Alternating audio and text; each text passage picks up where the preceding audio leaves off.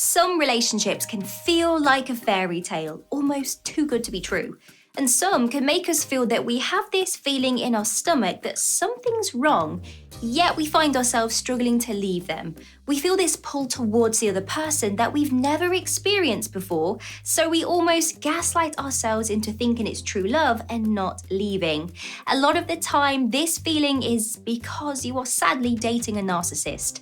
And of course, the outcome to this video will be, if you notice many signs in today's video, you need to break it off and run a mile.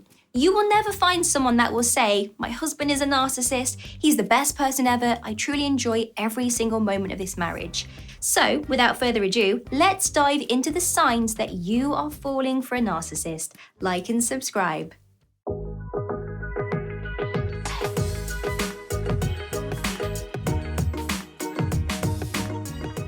The very first sign is sex feels one-sided. During those intimate moments when you're having sex with a narcissist, you will not feel that emotional connection. There might be a lot of raunchy passion that you've never experienced before, but deep down, it still feels empty. A narcissist is all about themselves and overcompensating their low self-esteem.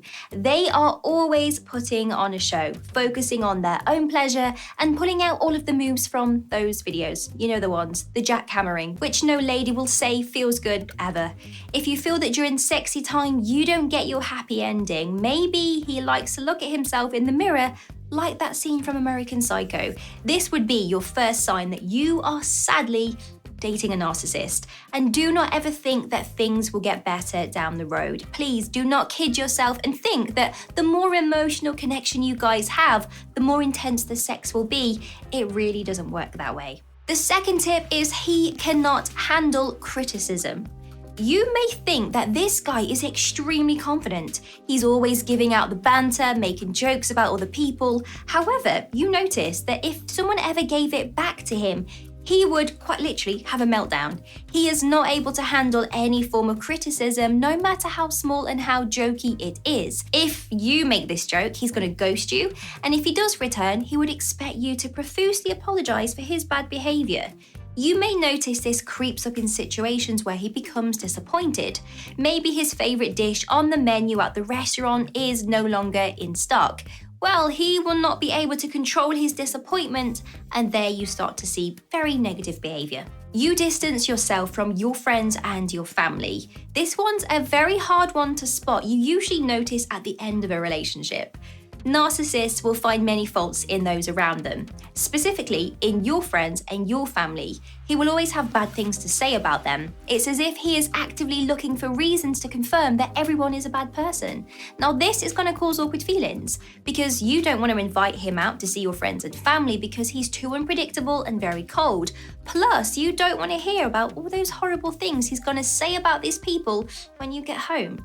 Eventually, you find yourself distancing away from your friends and family, and all you ever hear is him telling you that you are so much better than all those people and that you need to leave them and never talk to them ever again. The love bombing. I'm pretty sure everyone that has heard of the word narcissism has also heard of the term love bombing too.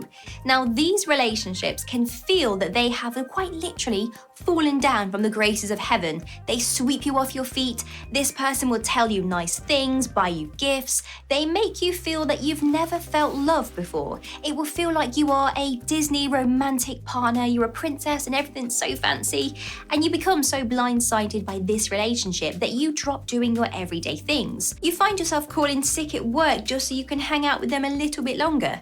You cancel plans with friends and family, and that relationship becomes almost addictive. All the conversations are about him. You will find he mostly talks about his traumas, his inconveniences, his gym routine, many reasons why his political preferences are the best. He just loves the sound of his own voice, and he will squeeze out compliments in everything. Whether it's a compliment about his opinion or his appearance, he always wants the spotlight on him. You may find yourself letting this slide at the beginning of the relationship as you are amazed by his stories. He always has something fascinating and fun to say. You get lost in it until eventually you realize he's using you as a free therapist, and you get bored listening to him talk about some grandiose experience he once had, you will notice that they never actually look you in the eye when they are talking. They are busy doing something else, something physical, and they never want to bounce off your conversation topics. They kind of just stop you talking and then bring their own topics back. All of his exes were crazy. Now, in some scenarios, until we grow and become self-aware, we do have a series of dating slightly unhealthy partners. However, in this situation, if all of his girlfriends are very, very crazy, and the rest of the tips in this video apply, then there you go, that's your sign. If a guy tells you that every single one of his ex-girlfriends were a nightmare, they were mentally unstable, and then they falsely accused him of bad behaviour, you need to run a mile. He punishes you. Remember I told you about love bombing? He's going to build you up, he will say amazing things about you and then tears it all down if you say something he didn't like. Maybe you tried to break up with him and you said the reasons why you weren't happy, then he will criticize you and humiliate you. They will start to withhold any form of affection, degrade you, and even spread false rumors about you. This is going to leave you feeling so confused because one minute the relationship was great and then all of a sudden this bad situation happened and you can't really work out what you did wrong. And you don't understand why his actions were so off the wall for something so incredibly minor. This, my friend, is a sign that you are dealing with a narcissist. And as soon as this happens, please, please run a mile. Don't wait around. Don't think that they just blew their top off because they were having a bad day. This is just how they are, and this is how they will be for the rest of the relationship. They never apologize. An apology from a narcissist won't actually feel like an apology. It's more of a, I'm sorry that what I did caused inconvenience and there were consequences, instead of them saying, I'm sorry that you feel hurt because of my actions. I understand how you feel and I want to fix this. Naturally, the pull and the push dynamic in a narcissistic relationship means that you have this extensive love bombing, followed by a sudden crash of hatred, and the apologies never leave their lips. A narcissist struggles with empathy, it's factual. They find it incredibly hard to see things from someone else's perspective, and they struggle to take responsibility because they always feel that they never did anything wrong. They cannot admit to themselves what they have done has caused someone else's pain. And this is also another fact. You will never actually find a narcissist willing to go into therapy because they never feel they did anything wrong. They don't have great relationships with others.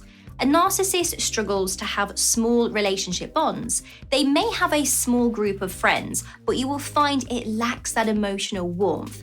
Even with family members, they may have children or older parents, but there's never that nice connection. They struggle to maintain long-term relationships because people cut them off, or the narcissist ends the relationship first.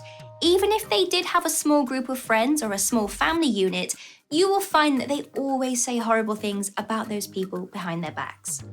They do not respect your boundaries. Boundaries come in many different forms: your space, your time, your physical belongings, your mental energy, and your physical body. A narcissist believes that they can overcome anyone's boundaries and that they are perfectly valid to do so.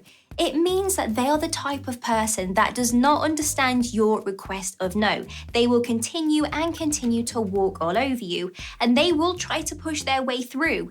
A very common example would be they try to push your boundaries in the bedroom. The gaslighting. One of the biggest signs that you are dealing with a narcissist is if you feel that you are going crazy, that you have to record the conversations that you have with them so that you can play it back to remind yourself that you are not in the wrong. A narcissist is unable to empathize. It's part of their programming in the brain. They cannot change their mind on something. They are so stubborn that even if you get upset about something because of what they said, they will start to overcompensate their lies to make you believe that what they originally said didn't actually take place, also known as being incredibly good at lying. You struggle to see them as a bad person. A narcissist is amazing at charming people. I mean, this is how you ended up with them, right? They swept you off your feet. And because they know how to play a room of people, they certainly know how to impress you. And they do stand out from everyone else in the crowd. So maybe you feel a little bit off about the relationship because of, let's say, an argument that's happened or the way they are making you feel. But as soon as you see them out with a group of people, you start to become confused because all of a sudden, this terrible person has switched characters. Everyone is saying good things about them and you feel conflicted to leave because of how great they sometimes can be. And there you go, ladies, a video dedicated to signs if you are sadly falling for a narcissist. Like I said, if you notice many signs from today's video, it's worth sitting down with a friend, talking them out to decide whether you should actually leave. Because if you are happening to date a narcissist, it's never going to end well. I really hope this video has helped. Leave your comments down below, like and subscribe. See you soon.